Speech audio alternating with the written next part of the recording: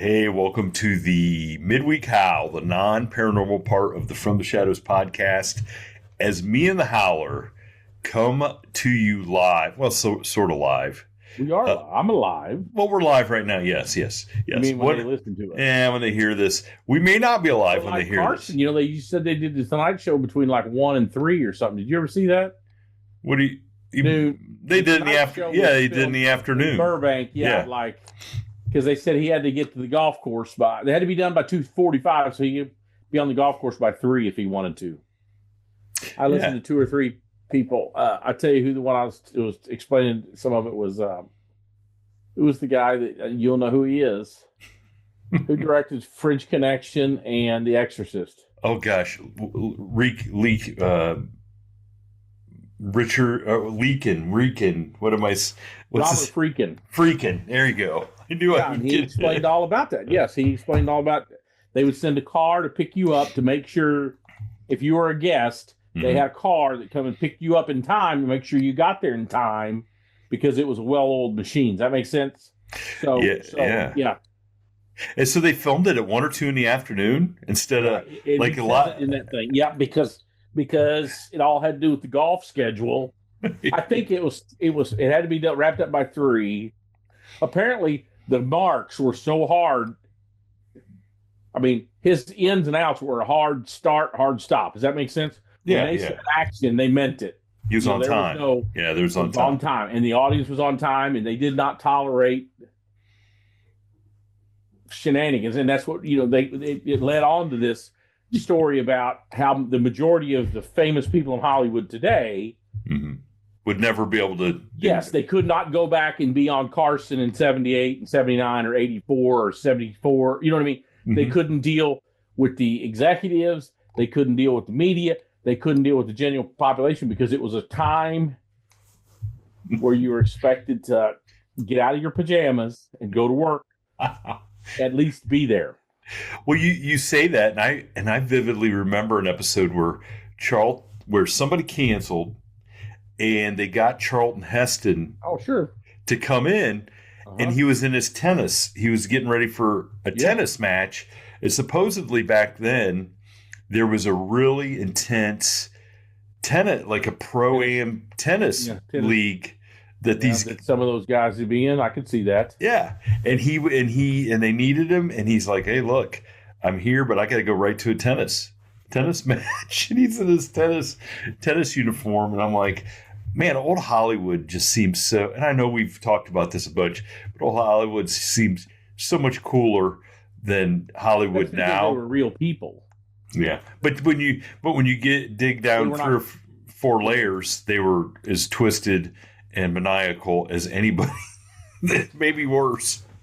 The difference is they had skill sets. Okay, all right, yeah, I got it. You understand? They were adults with skill sets. Where there's a lot of people in the entertainment business today that don't have skill sets and are not adults. There's how old they are. There's a lot. How old they are. Does that make sense? Yeah, there's a lot of actors that came, like even the male actors that came from being in the military and came right out. And there's a book. Meathead's dad wrote a book about Carl Reiner. Yeah, we see who that was. Yeah, about I think it was actually Jews in Hollywood, but and what made me think about it, have you seen the one where it's Don Rickles on stage and he roasts? I mean, he's there. You know how Don Rickles roasts the stage. Yeah, right? There's nothing better than Don Rickles. This guy, he said, "You're Asian," and the dude says, "No, I'm Filipino," and he goes, "You're Japanese. I spent 3 years in the jungle looking for your uncle. I know what you are." Oh, gosh. Shit like that. You know what I mean? Because those guys did. You know what I mean? Those guys had a whole world. I was telling somebody the other day, one of my heroes is besides you and Mike in Manitoba, is Paul Henning that produced the Beverly Hillbillies and the okay. And he was an attorney in Kansas City, and his wife had rode the Rock Island Railroad down here to the lake in Eldon, and Hooterville is actually Eldon, a town that's in the county I live in.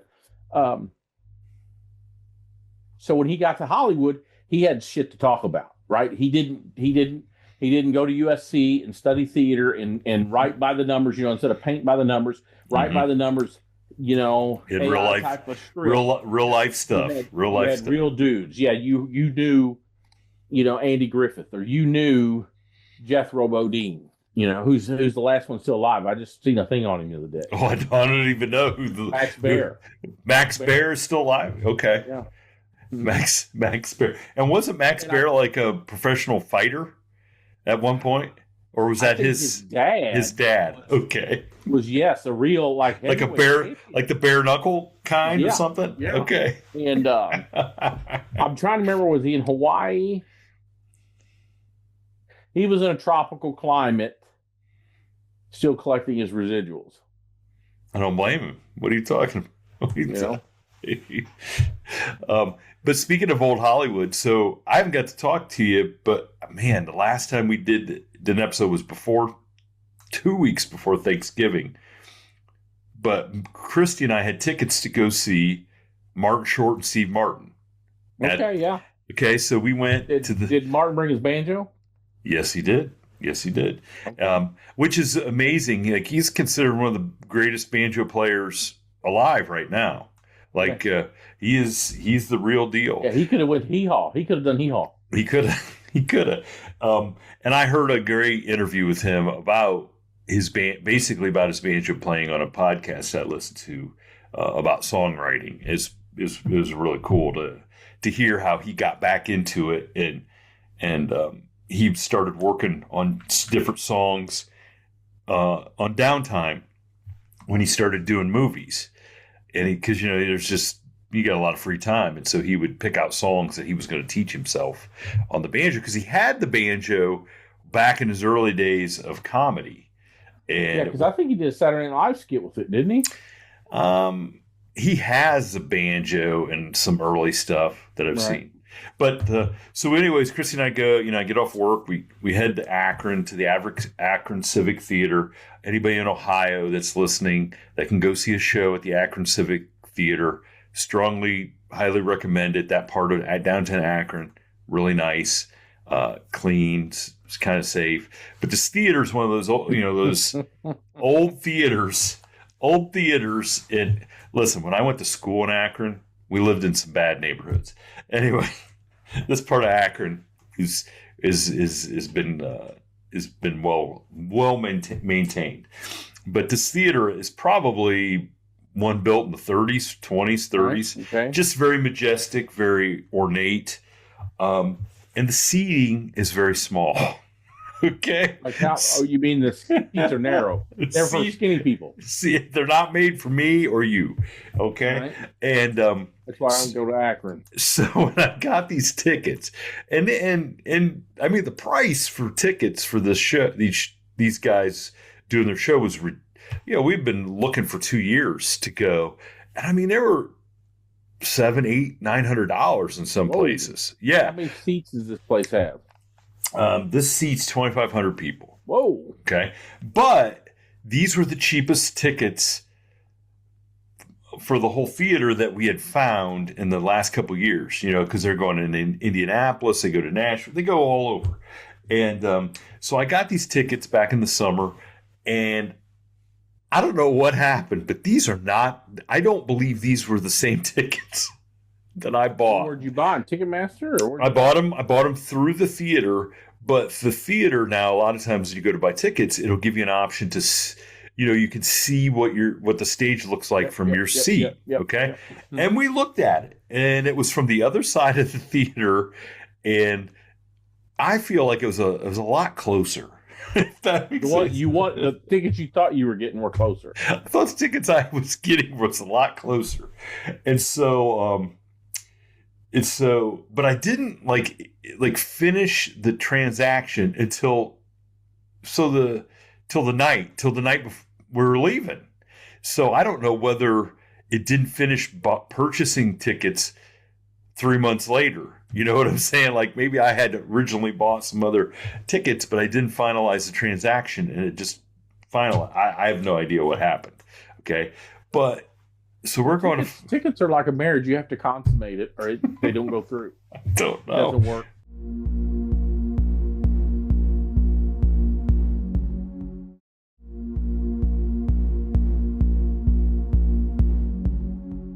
I do know they took my money back in September or July, whenever I Well, then bought they these had tickets. to run it through, right? I guess I don't know.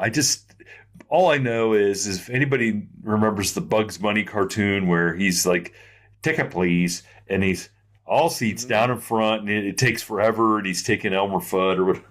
That's what it felt like. Yeah, except I wasn't Did they walk going. you to your seat? We weren't going down front. We were going up, and this is like 2 levels And of. Christy said, "Why didn't you just get tickets down there? I don't. She got a fucking bad back, for Christ's sake. Can you make her go up?" She had bad back and high heels. And so we're going up, and we are in the next to last row at the top balcony. And thank God I somehow got a seat on the end of the row. Okay. So you could spread out into the aisle. Listen, I couldn't even hardly spread out because it was so tight. So we sit in this thing, and my knees are against, almost embedded into the back of the seat in front of me. And the show starts. Kevin Nealon opens for him.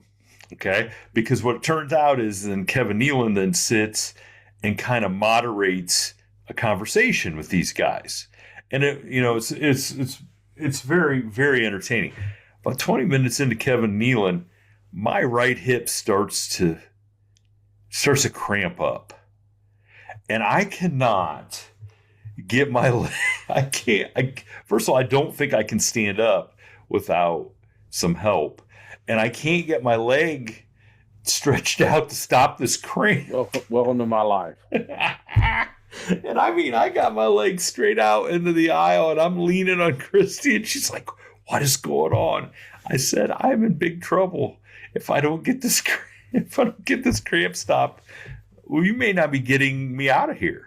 I might not be getting out of this seat." And I was afraid because we were so high up and it was kind of steep that if I did try to get up with a cramped hip, I was just going down about six rows of steps until I hit the next landing. And so thankfully I got it stopped. But it was a great show.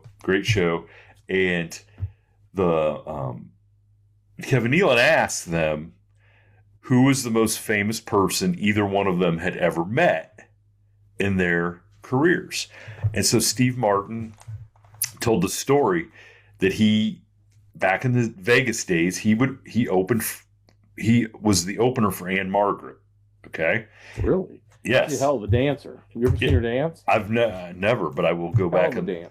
I'll go back and I see, because I don't know what kind of shit, but that's back when people were entertainers, right? Yeah, they did like variety. Yeah, did a variety, like what we were kind of watching. Although these guys, they had a special on Netflix, and so it was more of a variety show then. But it's a couple of years ago. These guys, Steve Martin's 80 or 81. Martin Short is 75. These guys aren't young, and not that that's old, but they're not like in their 50s doing. And you and I couldn't get up and do a song. Like yeah. Who's the Kitty Bang Bang guy? Dick Van Dyke. Yeah, it's not like they're Dick Van Dyke. So Steve Martin tells a story where he's backstage. He just opened up for Anne Margaret, and Elvis walks by the dressing room. He's got his dressing room door open, and so Elvis stops and comes back in and walks in, and Elvis, he said, now Elvis was known to have this guy with him, and this guy was the Colonel or somebody else. It's another guy that kind of traveled with Elvis, and he was the guy that kind of kept Elvis moving. And if Elvis got caught he would stop talking. He would stop and talk to everybody. Well, because everybody wanted to stop and talk to him. So this guy, and Elvis was very personable apparently, and so this guy would say, "Okay, we got to keep moving." He was the bad guy, and saying, "Okay."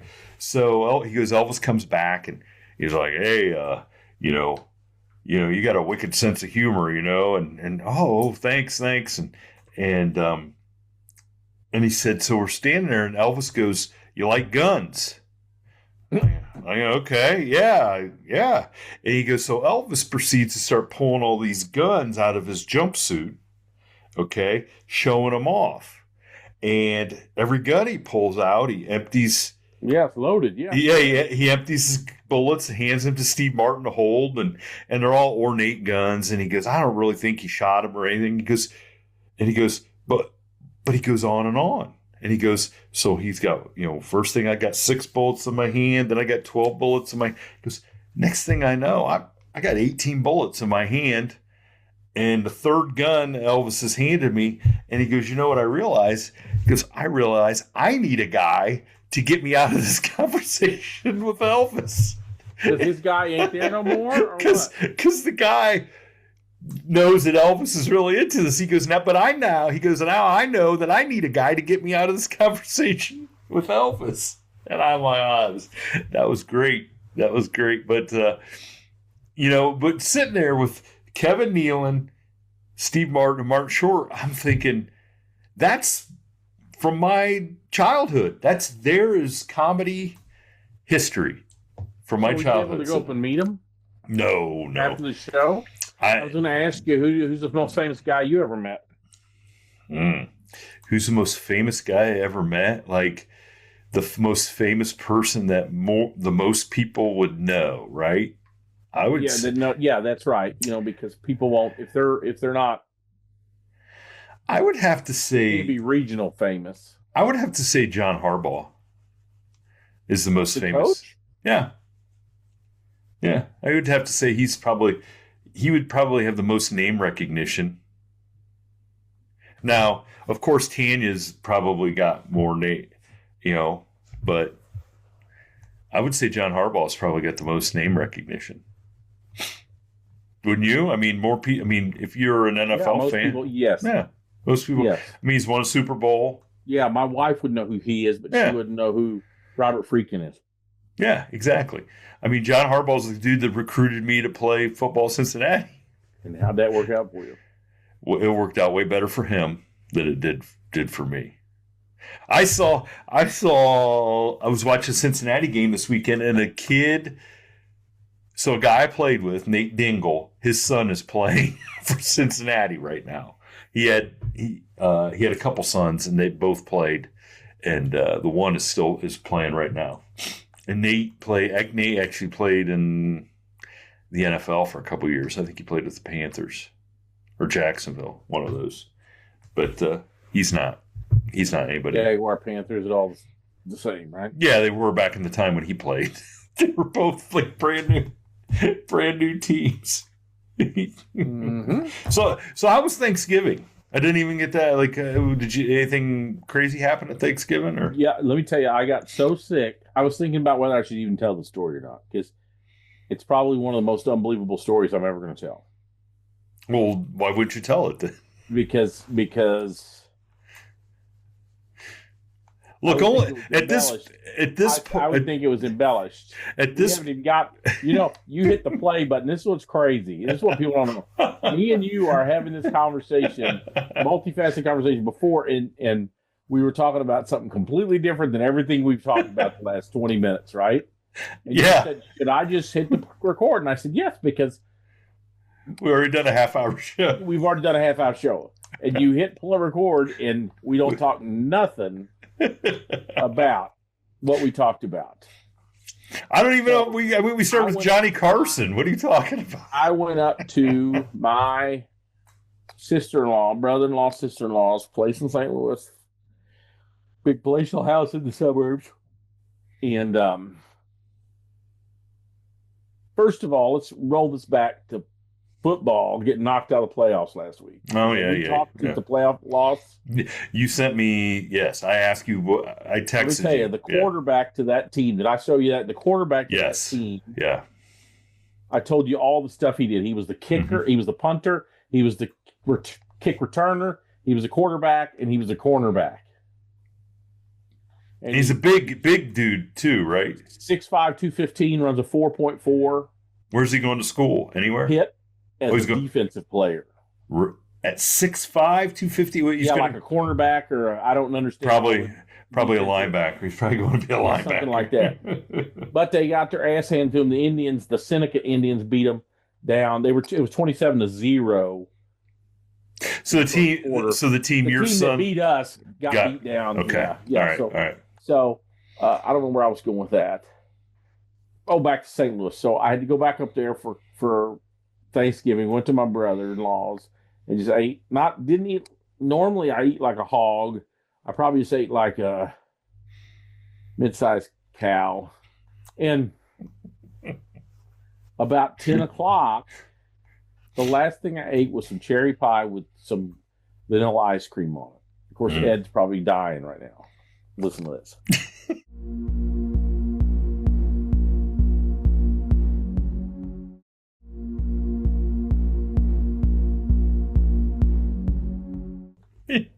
He probably looking at Ed. He's Those got pictures a dietitian. He's got a dietitian. He hasn't eaten a piece of cherry pie or even thought about cherry pie. No, he did, because in between last year, he tells me a story on he was at some livestock event. He does a lot of livestock stuff because he's a cowboy, and they've got in them sale barns or even things. There's always these pastries, right? Of course. And he was talking about how badly he was wanting a piece of pie, and he didn't get it because he's a winner, and he didn't. And then after that competition, finally he and I don't understand his bodybuilding, but they prepare for months, right? Oh yeah. You know what I mean? Just crazy amount of time where he couldn't eat a piece of pie. Oh yeah. And then finally he won, and I forgot what he told me, if he ate a piece of pie or something. He ate something. So I ate a piece of cherry pie with some ice cream, and by 10:30 I had diarrhea from 10:30 on Thursday night, and like sickness, not like I ate too much chocolate or something. By about the third or fourth time, it was worse than cleansing for a colonoscopy, which I've had a half a dozen of. I was sick, so I weigh myself almost every day. Mm-hmm. Okay, this is the unbelievable part. From Wednesday morning to this morning, how many days is that? 6. Okay. 5. At least 5. Wednesday. I'm down 21 pounds from last Wednesday. What? 21 pounds? I told my wife that a while ago, a healthcare professional, and she thinks I got my numbers wrong. 21 pounds in 5 days? Now Ed's going to hear us. He's going to be jealous. Last Wednesday, I stepped on the scale, and I was the heaviest I've ever been in my whole life, and I was thinking, is this right? Because I've never weighed that much. So it's probably water weight and like just inflammation. I don't know. Is it? I don't know. I don't know how it works. Probably, yeah. I mean, if you lost that much in that many in just that few days, it probably is all water, especially if you had that kind of sickness where you were probably dehydrated, and the last thing you want to do, even though you need to, is drink a glass of water every time you get sick, because you end up, right, yeah, getting rid of it again. So, are you going to stay on this diet then? It's not a diet. I just love eating all I can till I shit my guts out. Yeah, it sounds like a winner. Oh, well, you gotta. I mean, now that you've lost this much, you gotta keep going. Well, that's what I was thinking. It's funny you said. That's why I almost called Ed this morning on my drive in. You got to keep going, right? It was snowing, and I had to do my body shop drop off on my car. Yeah. Which I told my car deal, right? About the kid that backed into my car. I don't think so. Somebody backed into the car? I've told the story so many times. Surely I've had to tell it on this thing. I don't think so. My son on October 20th, I think. I'll have to go back. Is this the one where his friend backed into you? Yes. Where the kid backed in. Okay. Yes. October 18th. So, so I take it to my local body shop. They say, dude, it's probably going to be a total. It is a total. So I tell State Farm, when the State Farm guy calls me and says, we've accepted responsibility for your car. Where do you want it? He didn't really say, where do you want to get it fixed? Well, by Missouri state law, I get to take it wherever I want to take it. Okay. Mm-hmm. So I started telling him, well, I took it here. And he said, well, that's not on our list. He gave me 2 or 3 options. Okay. And one of them's a body shop that's been around, open for a long time. And I kind of know the owner's dad because he stepped away now, and the kid runs it. But whatever. So instead of getting crappy with the guy, because I almost started to get crappy with him and pull out state statutes, but then I thought, why? I said, you want me to take it there? I'll take it there. Oh, so because it's on the State Farm approved list. So I wheel in there. The gal says, didn't even look at my car. Says, come back December 1st. I got you. We're gonna. It says right here we're gonna repair it too. And I said, you're gonna fix it? Yes, good, great. So I said, you want to come out and look at it? You want to write an estimate? She said, no, we do all that at one time when you bring it in for repair. They like it that way. So I dropped it off this morning. I go down and get my rental, gave me a Honda Odyssey van, which I kind of liked until I tried to get in my driveway in the snow. But they called me about 11:30 and said, Mr. Cryer, I'm afraid your car's probably going to be totaled. We sent it to State Farm, but it's, they started telling me automotive, she was trying to use big words, how I knew. So they're told. So I said, no, they specifically told me. I said, when I tried to tell them Progressive in my body shop said it was totaled back in October, they specifically told me that you guys were going to fix it. So that's why I brought it to you. So you're supposed to fix it. And she said, well, they could be mistaken. I don't think they're going to fix it. I haven't. Did I send you the pictures of the accident on my mail route? No, I don't remember. Oh yeah, by the cemetery. No, it wasn't the cemetery. Or the... So. Okay, I don't even remember. I think it was. I don't even remember now. It might have been. It was a fraud business or something, right? Yeah. So the postmaster, and I think I told the story, bought a garage that has a tombstone business in the front of it. It's a monument place. Okay, and it sits out on the south end of town. There's a McDonald's to the south of it, and then a diner called Lulu's before it. Okay, and then Trinity Monument and garage sits in between them. And so I'm heading south out of town, and I'm delivering mail to the businesses and the houses across from these places. And I'm not looking at any, I'm just looking ahead or whatever. I mean, it's kind of busy out there. So when I get done with them, I kind of go down the street a little bit and I turn into this big shopping plaza, and I jump out and I hit this blue box, collection box, and then I go to the other end of the shopping plaza. It's one of those places that buys pallets and auctions them off on whatnot and stuff. And so as I'm loading up my vehicle, I hear the sirens coming, and I pull out to go back out onto the same road, and I look down, I see these ambulances and fire trucks heading towards what looks like it's going to be McDonald's. And I'm like, oh my God, McDonald's has finally done it. They've killed somebody. And, but then I realized they're pulling into the monument place. And so I call the postmaster. I go, dude, what's going on? And he's already down there. So I'm a couple hundred yards away. He's already down. He goes, you see what happened? And I said, no. And it had to have happened while I was delivering mail on the other side of the street, and I never saw it happen. Because by the time I came back, I got out, and here's this. I'm talking to the fireman. Okay, I'm talking to the fireman there because I know him. And here's this like early '90s Ford or Chevy truck, and it looks like it had been coming from the south and just went to the right and hit the front corner of the building. I mean, because it was in the boom, in the building. And here, this truck had been going south, and the guy had been at the stoplight behind me. And as he pulled away from the stoplight, he fell asleep. It was an 19-year-old kid, and he fell asleep. And he fell asleep in the broad daylight like that. Do you have narcolepsy, or what is that? I have no idea, but he fell asleep, and he veered over to the left. So if he veers over to the right, he's going to... after the fentanyl, or that before I don't know. But he would have rear-ended my mail truck. That would have helped. You were that close to the tire. That close. You were that close.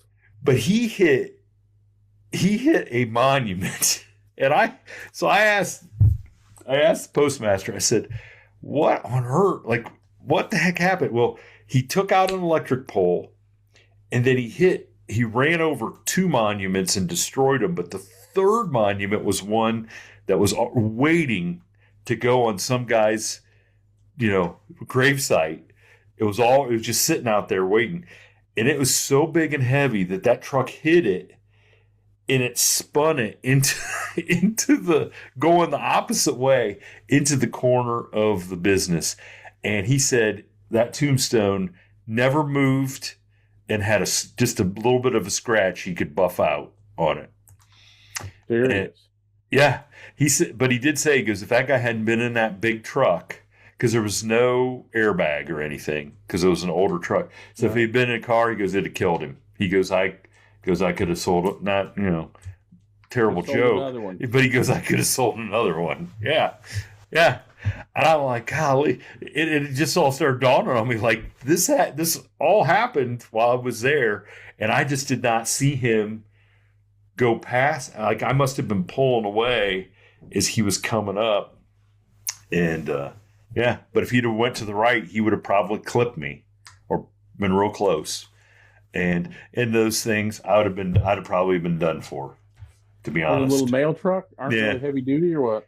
No, it had knocked me as fast as this guy had to have been going. It had knocked me right into the steering wheel, probably even with my seatbelt on, and it had probably hurt, to say the least. But so there you go. One more reason to retire. Yeah. One more reason to retire. Of course, Christy, if you got killed, she'd be made out like a bandit. I'd be calling her. Thank you for tuning in to this week's episode of the From the Shadows podcast. Until next time, never shy away from the darkness or what may be lurking in the shadows. We are out. God only knows what's hiding in